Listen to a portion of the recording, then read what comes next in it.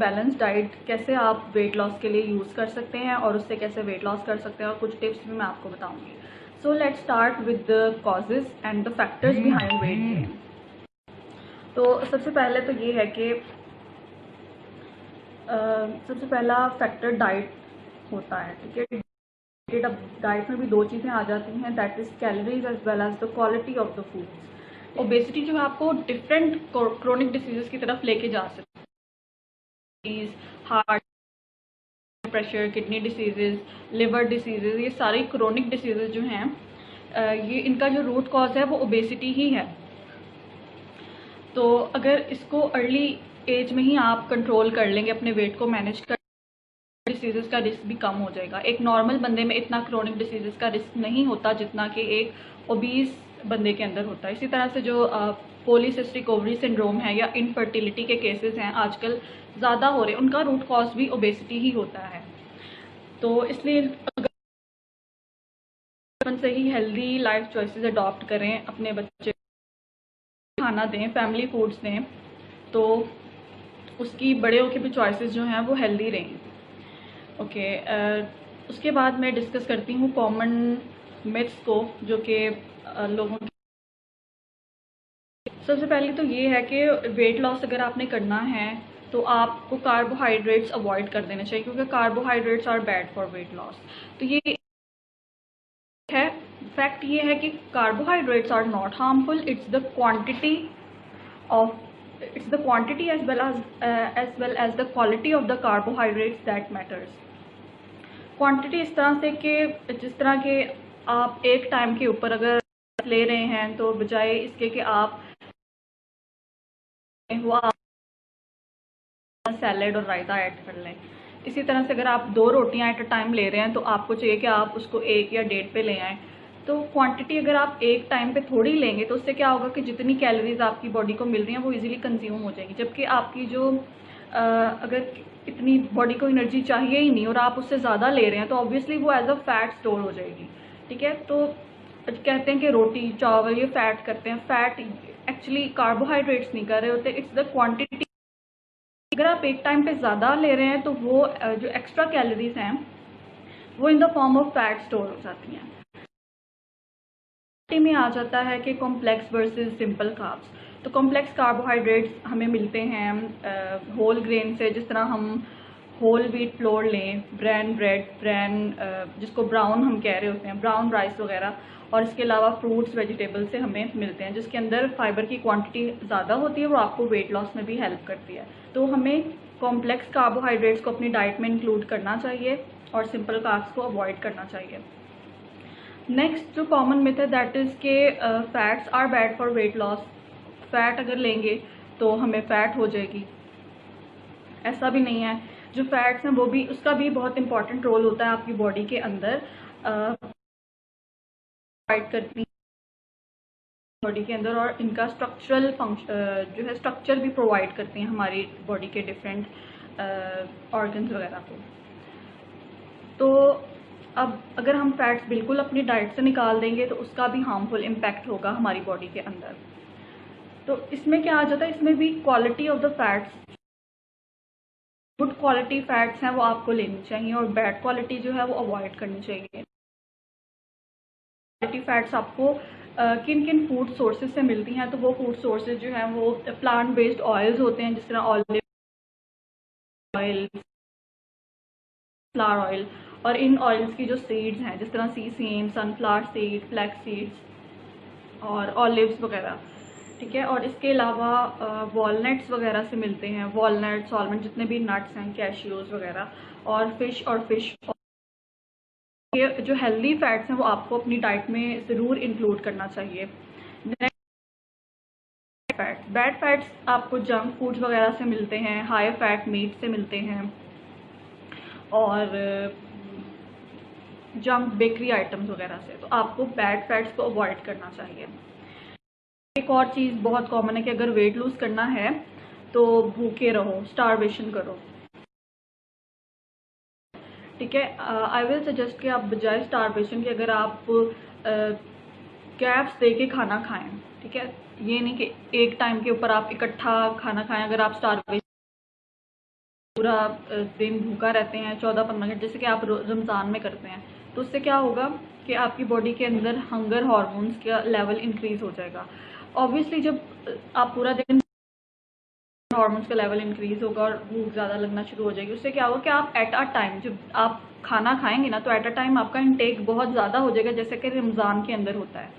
हम टूट पड़ते हैं खानों पे और जो नज़र आता है फिर मतलब हम पागलों की तरह खा रहे होते हैं। तो उसको जाहिर सी बात है, मैंने जैसे पहले डिस्कस किया है कि एक टाइम पे अगर आप एक्सेस अमाउंट ले रहे हैं खाने की, एक्सेस कैलोरीज आपको मिल रही होंगी, तो वो हो जाएगा आपकी बॉडी के अंदर। ठीक है, आपको एट टाइम उतना ही खाना चाहिए जितना आपकी बॉडी को ज़रूरत है। ठीक है, तो इसलिए एक टाइम पे ज़्यादा अवॉइड करने के लिए, बजाय इसके कि आप वेट लॉस करने के लिए फास्टिंग कर रहे हैं, you should not practice fasting, बल्कि आपको अपना स्मॉल फ्रीक्वेंट मील्स वाला जो ऑप्शन है वो ट्राई करना चाहिए कि आप पहले ब्रेकफास्ट कर रहे हैं, उसके बाद 2-3 घंटे के बाद आप स्नैक ले रहे हैं, फिर 2-3 घंटे के बाद जो है क्या होगा कि आप खा रहे होंगे और आप थोड़ी थोड़ी देर बाद खा रहे हैं, तो आपको भूख भी नहीं लगेगी और आपको फिर जिस तरह मील्स वगैरह में इस तरह नहीं होगा कि आप एक इकट्ठा खाना खा लें। ठीक है, then we will talk about कि एक और मिथ जो है वो ये है कि वेट लॉस करने, जिस तरह मैंने की बात की कि कार्ब्स अवॉइड करना शुरू कर देते हैं, फैट्स अवॉइड करना शुरू कर देते हैं। कई लोग जो है वो सिर्फ सिंपल डाइट जिस तरह होती है एग डाइट, क्यूकम्बर डाइट, इस पे आ जाते हैं। तो ये भी प्रैक्टिस नहीं करनी चाहिए और कोई भी फूड ग्रुप आपको अवॉइड नहीं करना चाहिए वेट लॉस करने के लिए, क्योंकि हर फूड ग्रुप का हमारी बॉडी के अंदर एक इसेंशियल रोल होता है। ठीक है, उसके बाद एक और चीज़ कॉमन है, वो ये है कि जी आप अगर जिस तरह शुगरी ड्रिंक्स हैं, कोल्ड ड्रिंक्स वगैरह हो गई, अगर वो आपने लेनी है वाली जो होती है इसमें 0 कैलोरीज वगैरह लिखा होता है या डाइट लिखा होता है, आप वो ले अंदर क्या होता है वो भी नहीं लेना चाहिए, क्योंकि उसके अंदर भी कुछ ऐसे प्रिजर्वेटिव्स और केमिकल को इंक्रीज करवा सकते हैं। ठीक है, तो ये चीज़ भी, ये भी एक मिथ है कि डाइट जो है वो हम ले सकते हैं। इनफैक्ट डायबिटिक्स भी ले रहे होते हैं, तो उनको भी नहीं लेनी चाहिए। ठीक है, देन डिटॉक्स वाटर का भी बहुत ज़्यादा है कि डिटॉक्स वाटर लें और इससे वेट लॉस हो जाएगा। तो बेसिक जो चीज़ है वो कैलोरीज हैं और क्वालिटी ऑफ द फूड है, सबसे ज़्यादा मैटर कर रहा होता है। देन उसके बाद जो नेक्स्ट पॉइंट है वो है सुपर फूड्स। कहते हैं ना कि जिस तरह ग्रीन टी पीने से, कहवा पीने से हमारा वेट लॉस हो जाता है। एक्चुअली ये चीज़ें जो है ना, ये हमारा वेट लॉस में हेल्प तो करती हैं, लेकिन इतना वेट लॉस नहीं करवाती कि आपका केजीज में लूज़ होना शुरू हो जाए। तो ये कुछ कॉमन मिथ्स थे। Now I am going to talk about some common diets जो कि आजकल प्रैक्टिस की जा रही हैं। कॉमन डाइट्स में ये ज़्यादा डाइट्स कौन फेमस कर रहा है, मतलब नहीं करते। ये आजकल बहुत सारे ब्लॉगर्स, शेफ्स वगैरह, फिटनेस ट्रेनर्स, इस तरह के पेशेंट जो है ना, जो इन लोगों से डाइट प्लान लेते हैं, फिर आ रहे होते हैं कि मुझे ये हो गया, मुझे स्किन इशू होने लग गया, मेरी हेयर फॉल नहीं ख़त्म हो गई, वेट तो लूज़ हो गया 1 महीने में इतना, लेकिन मुझे कॉन्सिक्वेंसेज आना शुरू हो गए हैं। तो ऑब्वियसली आप जब 1 महीने में इतना ज़्यादा वेट लॉस करते हो तो उसके नेगेटिव कॉन्सिक्वेंसेज तो आते ही हैं। डाइट्स को मैं डिस्कस करती हूँ 1 बाय 1। फर्स्ट ऑफ ऑल, अभी मैंने बात की थी इंटरमिटेंट फास्टिंग की। ठीक है, कि दैट कुड बी बेनिफिशियल अगर आप जो बाकी, जिस तरह के आप कह लो कि अगर आपकी 15 आवर्स की फास्टिंग है, तो बाकी 9 आवर्स अगर आपका जो विंडो ऑफ ईटिंग जिसे कहते हैं, अगर आप उसमें सही तरह से मैनेज कर लेना फूड्स को, अगर आप प्रॉपर टाइम मेंशन कर लेंगे, अगर जो मैंने फास्टिंग के बाद जो चीज़ लेनी है वो इतनी ही लेनी दे के कुछ लें, फिर उसका फ़ायदा। Next I will talk about C9 diet. C9 bloggers sell कर रहे हैं, इतनी महंगी महंगी सेल कर रहे हैं। उसमें क्या होता है कि मील्स वगैरह नहीं दिए जाते, सारा कुछ बंद कर दिया जाता है और इसके अंदर ना डिटॉक्स वाटर और क्लींस वाटर दिए जाते हैं। और उसका उन्होंने कॉन्सेप्ट ये बनाया कि जी ये डिटॉक्स वाटर है तो ये फैट शुरू कर देगा। हालांकि जब आप मील्स ही नहीं दे रहे, जब उसकी कैलोरी इनटेक ही नहीं हो रहा, तो उसका वेट लॉस तो होना ही है ना।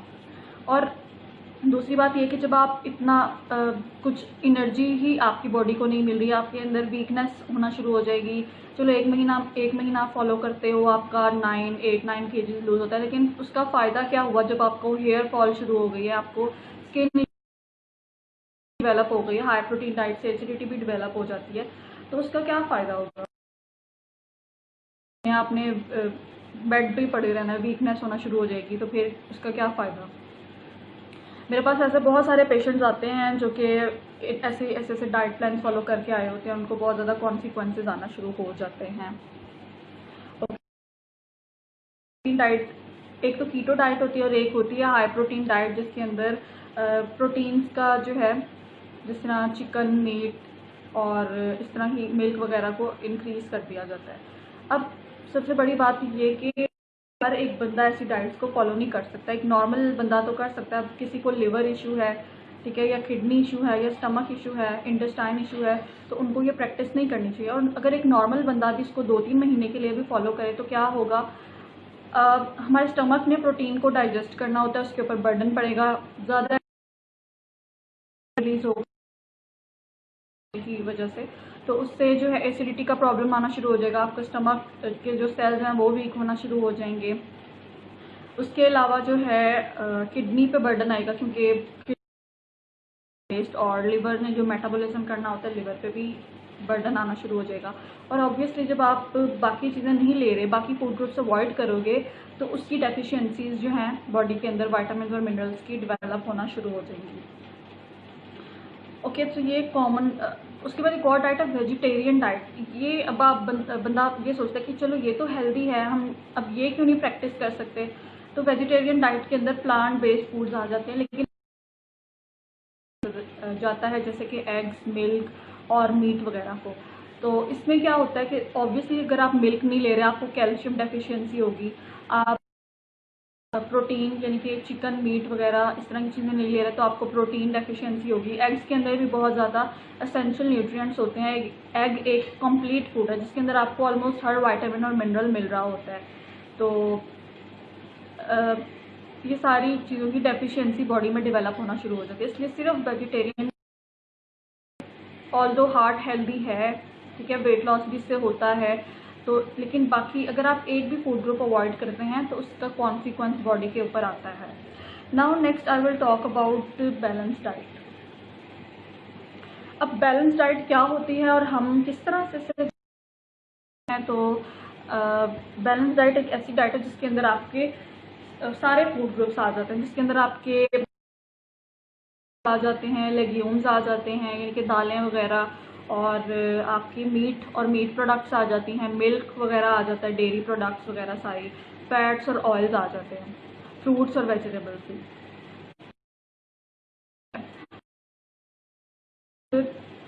आप कह लें कि हर एक फूड ग्रुप की एक अमाउंट जो है वो रिकमेंडेड होती है। आपने 3 से 4 सर्विंग्स लेनी है, 3 से 4 फ्रूट्स आप ले सकते हैं। इसी तरह से वेजिटेबल्स जो है वो एटलीस्ट आपको दिन में, अगर आप कुक करके ले रहे हो तो एटलीस्ट आप 2 टाइम लो, या अगर एक टाइम ले रहे हो तो साथ में एक बाउल आप सैलड का ऐड करो अपनी डाइट में। मिल्क जो है वो अगर आप प्रेगनेंसी की स्टेज है या लैक्टेशन की है तो आपकी रिक्वायरमेंट ज़्यादा होती है, तो आप 3 कप्स ले सकते हो एक दिन में। नहीं तो अगर आप नॉर्मल स्टेज है आपकी, तो फिर जो है आप 2 कप्स अगर लो तो आपकी कैल्शियम की रिक्वायरमेंट पूरी हो रही होती है।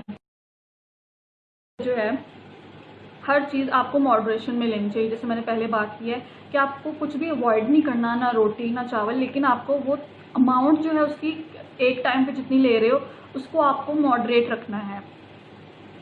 और इसमें अब बात करते हैं कि फैट्स और ऑयल्स। इसमें मैंने पहले भी बात की कि बिल्कुल अवॉइड नहीं आपने करना, क्योंकि उसका भी, फैट्स का भी आपकी बॉडी के अंदर रोल होता है, ठीक है। तो ये है कि आप एट अ टाइम उसको ना उसकी क्वांटिटी थोड़ा सा रिड्यूस कर दो, कम ऑयल यूज, अंदर भी सैचुरेटेड फैट्स होते हैं।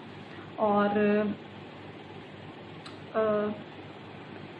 शुगर्स वगैरह का इंटेक है उसको कम कर देना चाहिए। शुगर्स में ये आ जाता है कि फिर आप ब्राउन शुगर, जिसको ब्राउन शुगर कहा जाता है, आप वो लो, क्योंकि वाइट शुगर जो है वो प्रोसेस्ड होती है और आपको प्रोसेस्ड चीज़ों को अवॉइड करना चाहिए। तो ये एक बैलेंस डाइट है जिसमें आपको सब वाइटामिन और मिनरल्स मिल रहे होते हैं। ऑब्वियसली वाइटामिन और मिनरल्स का मेटाबॉलिज्म में रोल होता है। जब आपको प्रॉपर वाइटामिन और मिनरल्स मिल रहे हैं, आपका मेटाबॉलिज्म खुद ही फास्ट हो जाएगा, तो इससे आपको कोई भी डेफिशिएंसी नहीं होती बॉडी के अंदर, और इससे जो है आपका वेट लॉस भी होता है। उसके बाद मैं अगर बात करूं कि फिज़िकल एक्टिविटी का कितना रोल है और डाइट का कितना रोल है बीच में, तो जो हमारी डाइट का रोल है दैट इज़ 70%।